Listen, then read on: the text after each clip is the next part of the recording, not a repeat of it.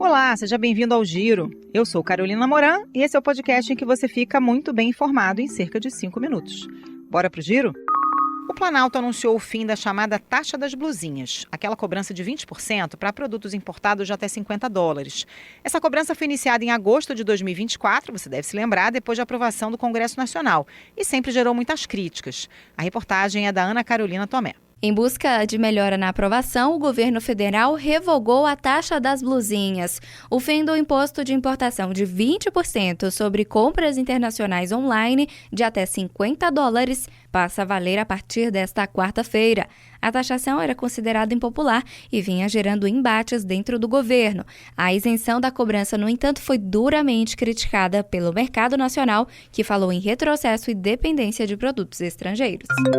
O Brasil ficou de fora da lista de países autorizados a continuar exportando carne para a União Europeia quando as novas regras de controle do uso de antibióticos na pecuária entrarem em vigor a partir de setembro. Segundo o Bloco Europeu, o Brasil foi excluído por não fornecer garantias sobre a não utilização de antimicrobianos na pecuária.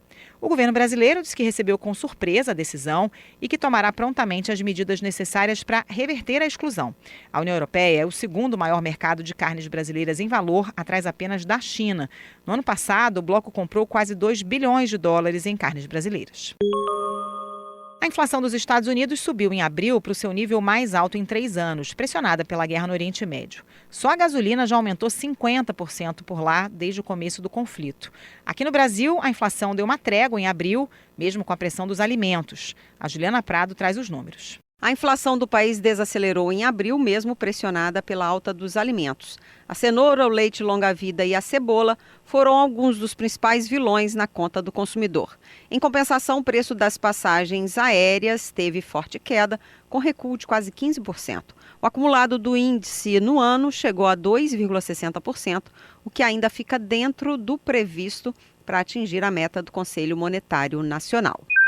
Tem novidade na renovação da Carteira Nacional de Habilitação. O plenário do Senado aprovou a medida provisória que prevê a renovação automática da CNH dos bons condutores, mas a exigência de exame médico permanece. A Larissa Lopes nos conta. O Senado aprovou nesta terça-feira a medida provisória que prevê a renovação automática da Carteira de Habilitação de bons condutores. Contudo, os senadores decidiram manter a necessidade do exame médico, ao contrário do que previa o texto original do governo.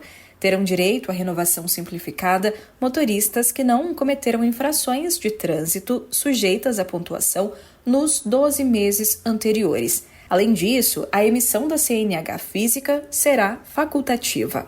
A gente volta já com o Giro.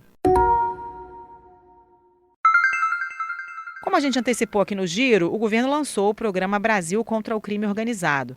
Na cerimônia, o presidente Lula condicionou a criação de um Ministério da Segurança Pública à aprovação da PEC da Segurança no Senado. A Rani Veloso tem os detalhes. Em ano de eleições, o governo federal lançou o programa Brasil contra o Crime Organizado com mais de R$11 bilhões para asfixiar as finanças dos grupos e retomar o controle dos territórios no país. Durante o anúncio no Palácio do Planalto, o presidente Lula afirmou que cobrou do presidente americano Donald Trump a entrega de criminosos brasileiros que vivem nos Estados Unidos. Ressaltou que muitas vezes o bandido está no andar de cima tomando uísque e zombando da cara do povo e voltou a falar na criação do Ministério da Segurança Pública. As causas da explosão que matou uma pessoa e feriu 3 na tarde de segunda-feira no bairro do Jaguaré, na zona oeste de São Paulo, ainda não foram esclarecidas. Segundo o governo do estado, as concessionárias Sabesp e Comgás podem ter que rever procedimentos de segurança. Vamos a São Paulo com o Clauson Dutra. A Defesa Civil liberou 86 dos mais de 100 imóveis atingidos pela grande explosão que deixou um morto e 3 feridos na zona oeste de São Paulo. Os peritos ainda trabalham para identificar o ponto exato da explosão, enquanto a Defesa Civil fez um mapeamento da extensão dos estragos para identificar se há risco de novos desabamentos. A Sabesp e a Comgás ampliaram o auxílio para R$5.000 após a reclamação de moradores. O O ministro Cássio Nunes Marques tomou posse como novo presidente do Tribunal Superior Eleitoral. Entre os convidados estavam o presidente Lula, candidato à reeleição, e o senador Flávio Bolsonaro, pré-candidato do PL à presidência. A Samantha Klein acompanhou. O novo presidente defendeu uma atuação sem excessos e também enalteceu a urna eletrônica como um patrimônio institucional da democracia. Nunes Marques ainda confirmou que o uso indevido da inteligência artificial é um dos principais desafios da Corte. Com a presença de Lula, Flávio Bolsonaro e presidentes do Senado e da Câmara, o AGU Jorge Messias foi longamente aplaudido após ter sido rejeitado ao STF por articulação de Davi Alcolumbre. Para saber mais sobre as notícias que você ouviu aqui no Giro, acesse cbn.globo.com ou o aplicativo da CBN. Por lá tem as reportagens completas e análise do nosso time de comentaristas.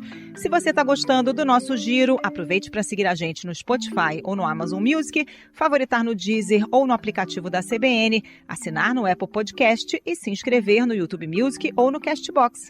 Assim você recebe uma notificação sempre que tiver um episódio novo. E se puder, dá 5 estrelas para a gente no Spotify para dar aquela força. Até o próximo Giro!